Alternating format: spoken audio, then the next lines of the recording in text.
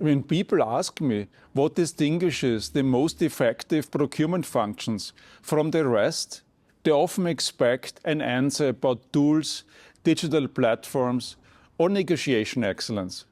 But one of the biggest differences is much more basic. It's where the CPO sits in the organization. A CPO who reports to the CEO is a very different animal from a CPO who reports to another executive, be it the CFO or the COO or someone else. Not because CFOs or COOs are bad leaders and not because a reporting line magically creates competence, but because reporting lines define status, status defines access, and access defines whether procurement can shape decisions or merely execute them. And for the future of many industrial companies, that distinction is not cosmetic, it's strategic. Let me start with a concrete example from discrete manufacturing, automotive, machinery, industrial equipment. For decades, innovation in these industries has followed an inside-out model. Engineering defines the next product generation, architectures, materials, specifications, timelines. And procurement is then tasked with finding suppliers who can deliver what engineering has already decided. Procurement becomes a fulfillment function, sometimes a very capable one, but still one step behind. The problem is that competitive advantage no longer works that way. Today, much of the most meaningful innovation sits outside the company, with semiconductor suppliers, battery manufacturers, material specialists, software and manufacturing technology players, often with companies that never used to be considered suppliers at all, which means the innovation model must change. The future belongs to companies that master outside-in innovation, a model in which procurement plays a leading role in identifying suppliers with real innovation, securing access to those capabilities early, and then integrating them into the company's product roadmap, together with engineering.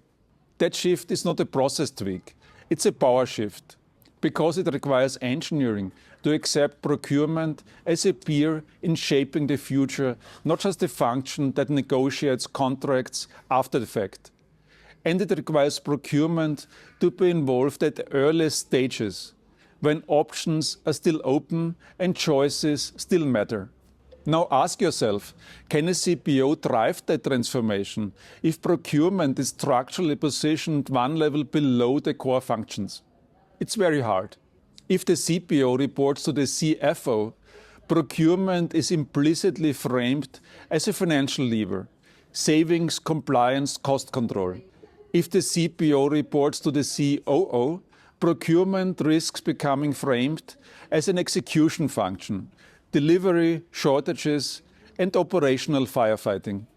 All important, but none of them naturally give procurement the authority to challenge engineering's logic or to shape the product roadmap itself.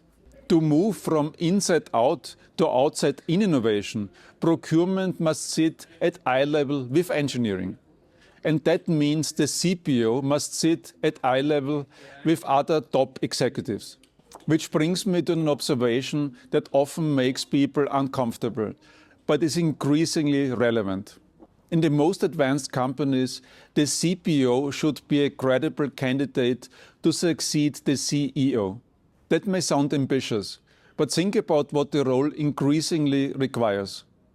A CPO who reports to the CEO has exposure to strategy, operations, finance, risk, sustainability, geopolitics, and innovation ecosystems. They work across functions, they manage complexity, they deal with external partners and internal power dynamics. They take decisions with long-term consequences. Those are exactly the experiences boards look for in future CEOs. And we are now seeing concrete examples of this. In the automotive industry, François Provost at Renault is one such case. A senior leader with deep procurement and supply chain roots stepping into the top job. Not despite his background, but because of it. That should not be seen as an exception. It should be the aspiration level for CPOs and for companies. Because when a company positions procurement at CEO level, it sends a clear signal. Suppliers matter, ecosystems matter, and long-term competitiveness is shaped beyond the company's four walls. And when a CPO is seen as a potential CEO successor, it fundamentally changes how the role is perceived, internally and externally. So when you hear a company talk about having a CPO, don't just look at the title.